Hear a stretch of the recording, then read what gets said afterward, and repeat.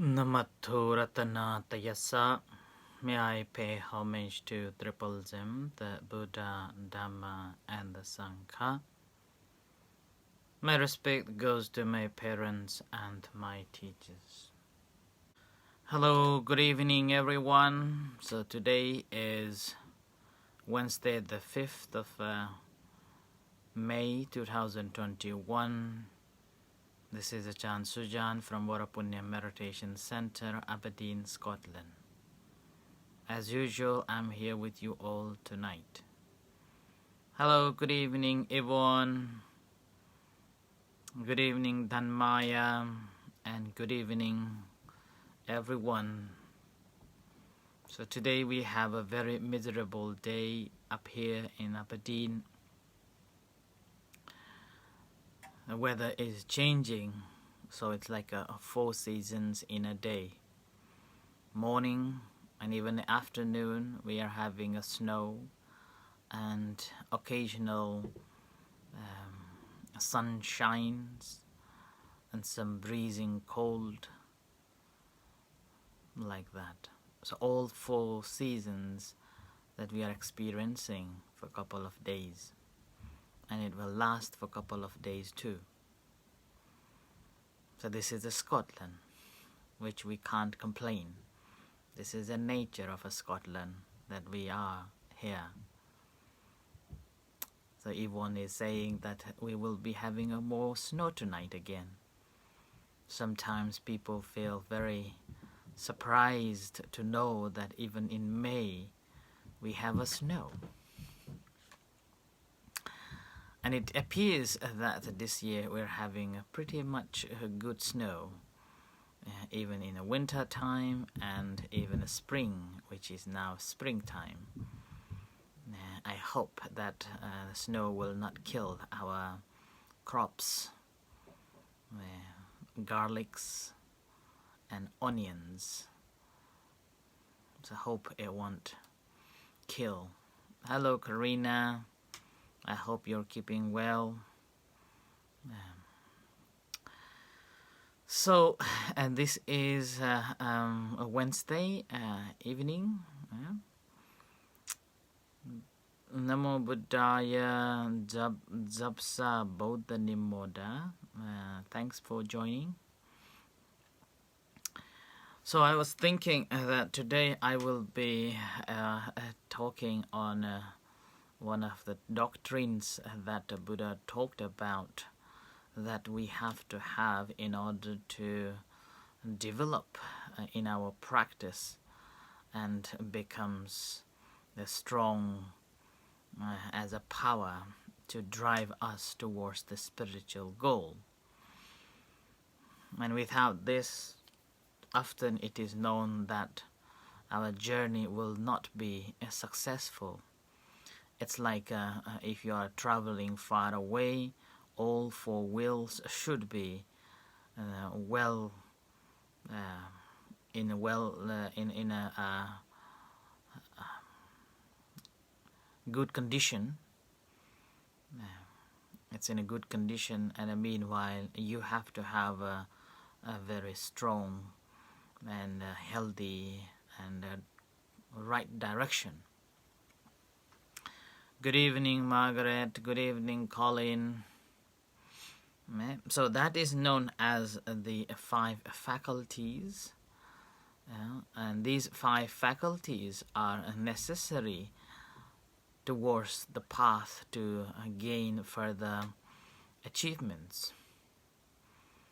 Like in a practice of enlightenment, we have to learn the 4 foundations of a mindfulness, or for establishment of a mindfulness, known as the Satipatthana, which basically means the establishing our awareness to the body, our own body, and then awareness to our feelings, and awareness of our mind itself, and understanding on the natural phenomena. Once we have understood these 4 foundations and are practicing in accordance with that, in order to gain further improvement and progress, we have to have these 5 faculties. And those 5 faculties are, in a way, kind of a good 4 wheels, and then you are in a full control of yourself. A car without a man will not go on. And a car without one wheel is limping. Then again, we can't go further ahead. So that's why these 4 wheels of a car needs to be in a good condition, as well as a driver has to have a clear mindset and having a good awareness of how to drive and how to move forward and when to stop and how to stop. So that's why these 5 faculties are quite essential towards the practice and gain the insight. And the first faculty is known as the faith, or the saddha in Buddhism, which again I have referred it so many times that this faith or the saddha can be translated into confidence and faith. And confidence in a sense that we haven't put our faith in it, but we are having a soundly understanding and we are experimenting ourselves so that we gain faith in it. And when we talk about the faith, it is not a blind faith that we just grasp or we simply take on because somebody has said, or it's because of the tradition. It's been like that, but it's a faith that we have fully investigated and taken it as the confidence which, once we are following that, will lead us to the liberation. And the second one is known as the virya, or the energy. And obviously we have to have energy. Without the energy, we won't be able to go further. And this energy factor, again, Buddha is talking about in 4 ways, which we will come and discuss later on. And the third one is a mindfulness, or a sati, or awakeness, or awareness. And this is like a driver. Yeah? This is like a driver. And then the fourth one is the concentration, or the samadhi. So having a one-pointedness of the mind. A mind is fully absorbed in an object or fully concentrated on what you are doing. So that's the concentration. And here again, this is basically means that our mind is one-pointedness to the object without having any other to distract us, which normally is the case that in modern day we are very unmindful in our day-to-day life, and we have a very short concentration. Particularly if it's on Facebook, then it's very easy to move on rather than listening or reading one particular clip or one particular article. So we will just scroll down, up and down, up and down. But whereas the concentration here is basically means having focused mind on the task that you are doing. And the fifth one is called a panya, or the wisdom. And this wisdom is again one of the very important factors that lead us to the liberation. Now, the first one is the faith. When we talk about the faith, as I have said that it's not about the blind faith. But meanwhile, we have to have a sound confidence and a faith in particular 3 things, as it says. One is the Buddha, the Tathagata, and a second is the Dhamma, the teachings of the Dhamma, and then the third is the community, those who are practicing in accordance with the teachings of the Buddha. And in terms of the faith in the Buddha, first thing that we have to understand that Buddha had attained the liberation, or Buddha had enlightened. And that enlightenment basically, is the quality that every one of us can attain it. Hello, good evening, Emma. I hope you are keeping well. So the first thing is that the Buddha had attained the enlightenment, and that enlightenment we also can attain too. And that is the confidence and faith, and that faith has developed through our own practice as well. As we are practicing meditation regularly, then we have understood that how difficult meditation was at the first time or initially, but gradually it's become so easier and comfortable to pay attention to and practice more, compared to the time when you started meditating. Even for 5 minutes becomes so long, and now gradually you're developing this practice furthermore, from 15 or even half an hour, even to 1 hour. And with that confirms that there is a possibility that we also can be enlightened as the Buddha had enlightened with his own perseverance, deliverance. So that is the first thing, that as the Buddha enlightened, we believe that the Buddha had enlightened, and so thus we have a capability to be enlightened. That's the first thing. First saddha that we have to develop. And the second saddha, or the faith that we have to have, and that's again not because I am saying, or not because you have read books, or not because someone has said to you, but it is from our own rational understanding that whatever karma or whatever action you do, it has got a reaction. And this reaction, again, we don't have to wait for someone to confirm. We don't have to wait for someone to tell us. We already knew that any action that we are performing, it has a reaction. Regardless of whether we like it or not, whatever we do, it has a reaction. And this is the so-called law of karma. And this is the second faith that we have to have. Okay? This is the second faith. Basically, in a short term, every action has a reaction. Like when we are hungry, we eat food and we are full tummy, and we have no hungry.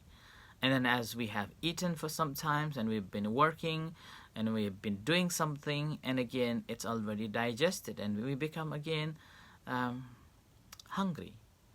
Meanwhile, there is saying that what you eat, you will become. That's basically the physical body. If we are eating healthy food, then our physical body will be healthy. And if we are eating unhealthy food, then obviously we will be ill quite soon. Which is no one needs to tell us. It is a fact, scientific fact. And similar with any action that we take, it has a reaction. So this is the second faith that we have to have. And this is and on the basis of that, then whether we like it or not, or whether we disprove, or we have a confusion or a doubt, it suggests somehow that there is a rebirth. And this is not a belief, and which again we can see from this is not a blind faith. This is not a blind belief. It's based on rational reasons. Even in a scientific way we can see that, or even just a normal illiterate person can see it too, that I am here today because of yesterday, and I will be tomorrow because of today. Like that. And in terms of this rebirth, again, there are so many misconceptions about it too. And if somebody uses wrongly the word reincarnation. Reincarnation and rebirth are two different things and two different theories. Some even said the so-called resurrection. Resurrection. And then again, that's kind of a little too deep. But this resurrection, this reincarnation is quite different to the rebirth concept. Reincarnation is your soul continues. In a resurrection, you are not died yet. Your soul is still in your body, and you simply resurrect. It's like according to the Christian values, we are buried, waiting for the last judgment. So that basically means our body and our soul is inseparable and will be buried, waiting for that judgment to arrive at the end of the world system. And that moment again, then the whole soul and the body will be wake up and will be given a judgment that whether we will be going down to hell for eternal time or going to be reborn in the heavens. And this is again the word developed probably from the time when Jesus was resurrected after 3 days. And this is again another history. I have no good knowledge about it, but this is just the basic knowledge I know. So like that. And similarly, reincarnation is again a soul continues although body dies. It's a slight different here. Resurrection or the resurrect, your body and soul inseparable. And in the concept of incarnation, body decays, body changes, but the soul continues. And then another difference in the resurrection is that soul will not be reborn or will not be reborn in an animal form, whereas in the reincarnation possibility that the soul can be reborn as an animal. So there are these slight differences there. Whereas the concept of a rebirth is different. Concept of rebirth is something that it's like a fax that you send, that you have written on a piece of paper. You have written something that, okay, from the day one I was born on this earth, I have been doing this and this, I have been doing that and that, I have done these good things and that bad things, and you have written on this piece of paper, and you send a fax.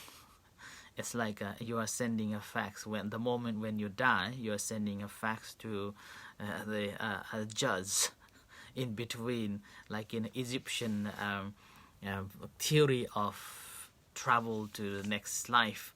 You have to pay a lot of money so that in between this God is making a judgment that, okay, because you have paid this much, you will be going to the heaven, and you haven't got much pay, you will be going into the hell, like that. So it's like that. So, but anyway, this is not how it works. But I'm just giving you how to think about it. Suppose you have written in this piece of paper and you send a fax. When you send the fax, other side of the world, someone will be receiving this fax. And this fax, the paper that your all information been printing out, is not the same paper, and it's not the same letter. So it's completely new paper and then completely new letters. So that's the rebirth. So we are basically living our physical body, living our physical body in this life, and meanwhile we are transforming into another form with the consciousness that we have written on this piece of paper. So that is called a rebirth or re-existence. So on the basis of that, because of there is a re-existence, so that means there is a pre-existence too. So pre-existence. And this pre-existence is called the past lives, and a re-existence is called future lives. And this is the called cycle of birth and death, or rebirth theory. So that is the teachings of the Buddha, that this is how it will transform. And here, again, the rebirth is taking place because of your action. Right? Because you're intentionally, you are sending your facts to somebody else. So that's how it works. Yeah? So you are sending yourself to the next life by your own action, not by because any other beings, like in Hinduism, reincarnation or rebirth, according to Hinduism, is you are reborning in an account of how much merits that you have done, and then with your own effort, with your own action, similar to Buddhist concept, you will be purifying yourself. At the end, the purification, you will be reuniting with so-called Supreme God, the Supreme Soul, or unification with the soul. Whereas, in a Buddhist term, is not the unification with this so-called great soul, or the one, it is basically dissolving the conditionality, the whole condition dissolving. And that is seeing that the whole condition, the pre-existence, is the cause to the existence of now, and this existence becomes the cause to the further re-existence. And once this understood properly, then what happens is that there is nothing that will push you through or continue. Suppose you haven't written anything on this piece of paper, then when you send a fax, then nothing will be returned, nothing will be there. Or once you haven't, you don't have anything to send it, then basically it resolves. That's the concept, and which is again quite difficult concept. So this is again, you will gain further understanding, and you will be able to accept that there is a past, present, and a future. And when you look at even the Buddha's enlightenment, what we understood here, that before the Buddha's enlightenment, the first knowledge Buddha acquired was the pre-existence knowledge. Right? In the previous lives, where he had born, what he did, how he born, so and so. When he was able to comprehend the past lives, pre-existence life, then he was was able to understand the re-existence, that how will be re-existing. And once he has understood that because of the past there is a future, because of the past there is a future, in this way he understood that way, and then he realized that this breaking point is the now, in the moment, in this life. So this is the moment. That's why in the practice of a mindfulness meditation is to be mindful on the moment, understanding this moment. The very moment when we understood this moment, then basically what we are doing is we are stopping creating conditions. And that's why this is the moment, how the very moment when he understood that, that's how he became an enlightened.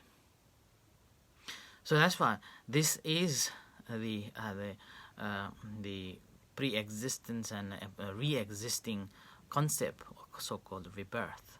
So we will be able to gain a deeper understanding on that and gain this faith and confidence that this rebirth exists, and then meanwhile this rebirth can be ended too. And that's how we will gain further understanding on that. And that's the reason why when we chant the recollection of the Buddha, the all 6 qualities, 6 or 9, yeah. So anyway, 9, yeah. We will 9 qualities. We will be able to comprehend it completely. That why he is known in those qualities. So we will come back and will learn on those qualities of the Buddha in following days. I end here for tonight, and may you all be well and happy. We're going to have evening chanting and guided meditation. You're most welcome to join with us. Until then, good night and see you shortly. Thank you everyone for joining with me, and see you tomorrow for the talk. Sadhu. May you be blessed, and may the Buddha Dhamma Sangha bless you. Sadhu.